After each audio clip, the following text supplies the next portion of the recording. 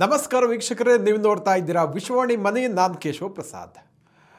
ವೀಕ್ಷಕರೇ, ಉದ್ಯಮಿ ಮುಕೇಶ್ ಅಂಬಾನಿ ನೇತೃತ್ವದ ರಿಲಯನ್ಸ್ ಇಂಡಸ್ಟ್ರೀಸ್ ಕಳೆದ ಏಪ್ರಿಲ್-ಜೂನ್ ತ್ರೈಮಾಸಿಕದ ಫಲಿತಾಂಶವನ್ನು ಪ್ರಕಟಿಸಿದ್ದು ಒಟ್ಟು 26,994 ಕೋಟಿ ರೂಪಾಯಿ ನಿವ್ವಳ ಲಾಭವನ್ನು ಮೂರೇ ತಿಂಗಳಿನಲ್ಲಿ ಗಳಿಸಿದೆ. 78% ಏರಿಕೆಯನ್ನು ದಾಖಲಿಸಿದೆ.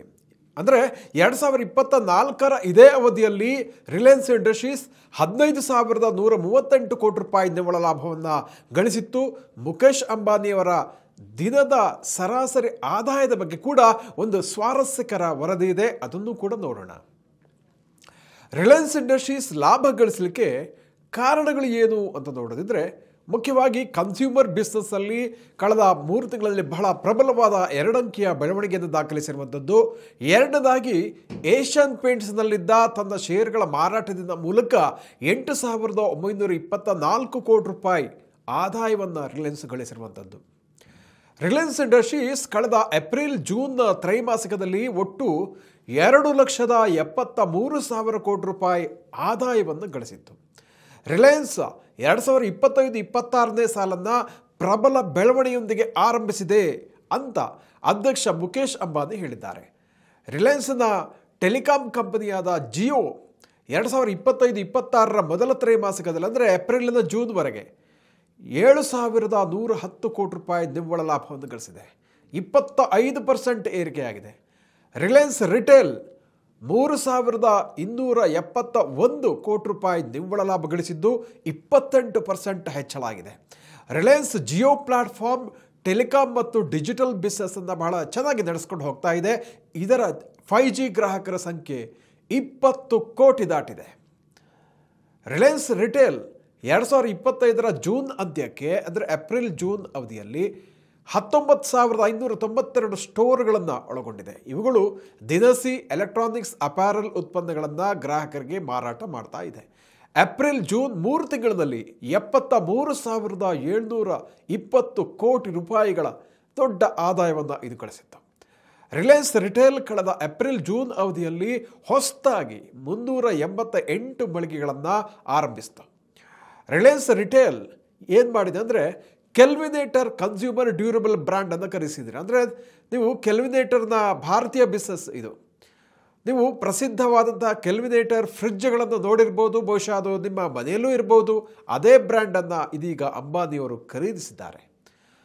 ರಿಲಯನ್ಸ್ ಮತ್ತು ವಾಲ್ಟ್ ಡಿಸ್ನಿಯ ಜಾಯಿಂಟ್ ವೆಂಚರ್ ಆಗಿರುವ ಜಿಯೋ ಸ್ಟಾರ್ ಕಳೆದ ಏಪ್ರಿಲ್-ಜೂನ್ ತ್ರೈಮಾಸಿಕದಲ್ಲಿ 581 ಕೋಟಿ ರೂಪಾಯಿ ನಿವ್ವಳ ಲಾಭವನ್ನು ಗಳಿಸಿದೆ. ಮುಕೇಶ್ ಅಂಬಾನಿಯವರ ದಿನದ ಆದಾಯ ಎಷ್ಟಿರ್ಬೋದು ಎಂಬ ಕುತೂಹಲ ನಿಮ್ಮಲ್ಲಿ ಇರಬಹುದಲ್ವೇ? ವರದಿಗಳ ಪ್ರಕಾರ ಮುಕೇಶ್ ಅಂಬಾನಿಯವರ ದಿನದ ಸರಾಸರಿ ಆದಾಯ 163 ಕೋಟಿ ರೂಪಾಯಿ. ಈ ಲೆಕ್ಕ ಹೇಗೆ ಸಿಕ್ತು ಅಂತ ನೀವು ಕೇಳ್ಬೋದು. ಇದು ಅವರ ಒಟ್ಟು ನಿವ್ವಳ ಸಂಪತ್ತಿನಲ್ಲಿ ಉಂಟಾಗಿರುವಂಥ ಏರಿಕೆಯನ್ನು ಪರಿಗಣಿಸಿ ಅಂದಾಜು ಮಾಡಿರುವಂಥ ಲೆಕ್ಕಾಚಾರ. ರಿಲಯನ್ಸ್ ಇಂಡಸ್ಟ್ರೀಸ್ನಿಂದ ಸಿಗುವಂಥ ಡಿವಿಡೆಂಟ್ ಆದಾಯ ಅವರ ಪ್ರಮುಖ ಆದಾಯ ಮೂಲ ಆಗಿದೆ. ಮುಕೇಶ್ ಅಂಬಾನಿ ಕುಟುಂಬದ ನಿವ್ವಳ ಸಂಪತ್ತು 8,45,000 ಕೋಟಿ ರೂಪಾಯಿ ಆಗಿದೆ. ಕುಟುಂಬವು ರಿಲಯನ್ಸ್ ಇಂಡಸ್ಟ್ರೀಸ್ನಲ್ಲಿ 50.33% ಷೇರು ಪಾಲನ್ನು ಹೊಂದಿದೆ. 2023-24ರಲ್ಲಿ ಕುಟುಂಬವು 3,322 ಕೋಟಿ ರೂಪಾಯಿಗಳನ್ನು ಕೇವಲ ಡಿವಿಡೆಂಟ್ ರೂಪದಲ್ಲಿ ಗಳಿಸಿತ್ತು. ಇನ್ನೂ ಅನೇಕ ಆದಾಯ ಮೂಲಗಳು ಈ ಕುಟುಂಬಕ್ಕಿದೆ. ಭವಿಷ್ಯದಲ್ಲಿ ಗ್ರೀನ್ ಎನರ್ಜಿ ಉತ್ಪಾದನೆಗೆ ಭಾರೀ ಹೂಡಿಕೆಯನ್ನು ರಿಲಯನ್ಸ್ ಇಂಡಸ್ಟ್ರೀಸ್ ಮಾಡಲಿಕ್ಕೆ ಮುಂದಾಗಿದೆ. ಜಿಯೋ ಫೈನಾನ್ಷಿಯಲ್ ಸರ್ವಿಸ್ ಮತ್ತು ಗ್ಲೋಬಲ್ ಅಸೆಟ್ ಕಂಪನಿಯಾದ ಬ್ಲಾಕ್ ರಾಕ್ನ ಜಂಟಿ ಸಹಭಾಗಿತ್ವದಲ್ಲಿ ಜಿಯೋ ಬ್ಲಾಕ್ ರಾಕ್ ಎಂಬ ಮ್ಯೂಚುವಲ್ ಫಂಡ್ ಕಂಪನಿಯನ್ನು ಕೂಡ ಆರಂಭಿಸಿದೆ. 3 ಹೊಸ ಮ್ಯೂಚುವಲ್ ಫಂಡ್ ಯೋಜನೆಗಳನ್ನು ಕೂಡ ಶುರು ಮಾಡಿದೆ.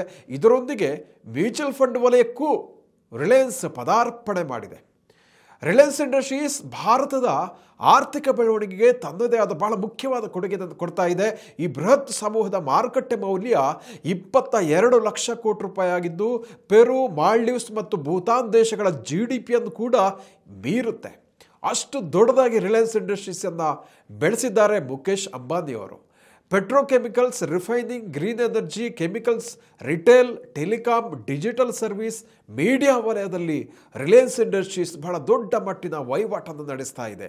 ರಿಲಯನ್ಸ್ ಗ್ರೂಪ್ನ ಕಂಪನಿಗಳಲ್ಲಿ 3,47,000ಕ್ಕೂ ಹೆಚ್ಚು ಉದ್ಯೋಗಿಗಳು ಕೆಲಸ ಮಾಡ್ತಾ ಇದ್ದಾರೆ. ಭಾರತವು 2047ರವರೆಗೆ $40 ಲಕ್ಷ ಕೋಟಿ ದೊಡ್ಡ ಆರ್ಥಿಕತೆ ಆಗುತ್ತೆ ಅಂತ ಮುಖೇಶ್ ಅಂಬಾನಿಯವರು ವಿಶ್ವಾಸವನ್ನು ವ್ಯಕ್ತಪಡಿಸ್ತಾರೆ. ರಿಲಯನ್ಸ್ ಇಂಡಸ್ಟ್ರೀಸ್ ದೀರ್ಘಕಾಲದಿಂದ ತನ್ನ ತೈಲ ಅನಿಲ ಕೆಮಿಕಲ್ ಬಿಸ್ನೆಸ್ಗೆ ಬಹಳ ಫೇಮಸ್ ಆಗಿತ್ತು. ಆದರೆ ಕಾಲಾನುಸಾರ ರಿಲಯನ್ಸ್ ಬದಲಾಗ್ತಾ ಬಂತು. ಇವತ್ತು ರಿಲಯನ್ಸ್ ಕೇವಲ ತೈಲೋತ್ಪಾದನೆ ಅಥವಾ ತೈಲ ಸಂಸ್ಕರಣೆ ಉತ್ಪಾದಕ, ಇಂಧನ ಉತ್ಪಾದಕ ಆಗಿರದೆ ತಂತ್ರಜ್ಞಾನ ಆಧಾರಿತ ದಿಗ್ಗಜ ಕಂಪನಿಯಾಗಿದೆ.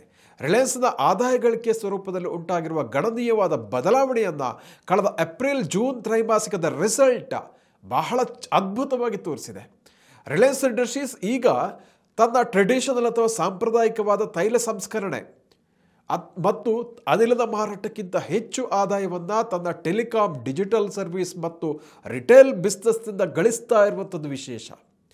Reliance Jio digital platform, retail business ಹೆಚ್ಚು ಆದಾಯವನ್ನು ಈಗ ಸಮೂಹಕ್ಕೆ ಕೊಡ್ತಾ ಇದೆ. ರಿಲಯನ್ಸ್ ಇಂಡಸ್ಟ್ರೀಸಿಗೆ ಯಾವ ಸೆಕ್ಟರ್ನಲ್ಲಿ ಆದಾಯ ಸಿಕ್ಕಿದೆ, ಹೆಚ್ಚು ಸಿಕ್ಕಿದೆ, ಇದೆಲ್ಲ ಅಂಕಿಅಂಶಗಳನ್ನು ನೋಡಿದ್ರೆ 2025 ಏಪ್ರಿಲ್-ಜೂನ್ ಅವಧಿಯದ್ದು ಲೇಟೆಸ್ಟ್ ಅಂಕಿಅಂಶಗಳ ಪ್ರಕಾರ ಡಿಜಿಟಲ್ ಸೇವೆ ಈಗ ಜಿಯೋ ಇರುವಂಥದ್ದು $18,312 ಕೋಟಿ 3 ತಿಂಗಳಲ್ಲಿ ಕೊಟ್ಟಿರುವಂಥದ್ದು. ಗಮನಿಸಿ, ಇದು ಹೈಯೆಸ್ಟ್ ಕೊಟ್ಟಿರುವಂಥದ್ದು.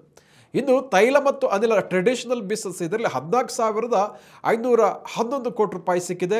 ರಿಟೇಲ್ನಲ್ಲಿ $6,381 ಕೋಟಿ ಸಿಕ್ಕಿದೆ. ಅದೇ ರೀತಿ ಇತರ ಮೂಲಗಳಿಂದ $2,589 ಕೋಟಿ ಆದಾಯವನ್ನು ರಿಲಯನ್ಸ್ ಇಂಡಸ್ಟ್ರೀಸ್ ಗಳಿಸಿದೆ. ವೀಕ್ಷಕರೇ, ಇಂತಹ ಮತ್ತಷ್ಟು ಉಪಯುಕ್ತ ವಿಡಿಯೋಗಳಿಗೆ ವಿಶ್ವವಾಣಿ ಮನಿ ಯೂಟ್ಯೂಬ್ ಚಾನಲನ್ನು ವೀಕ್ಷಿಸಿ ಹಾಗೂ ಸಬ್ಸ್ಕ್ರೈಬ್ ಮಾಡಿ. ವಂದನೆಗಳು.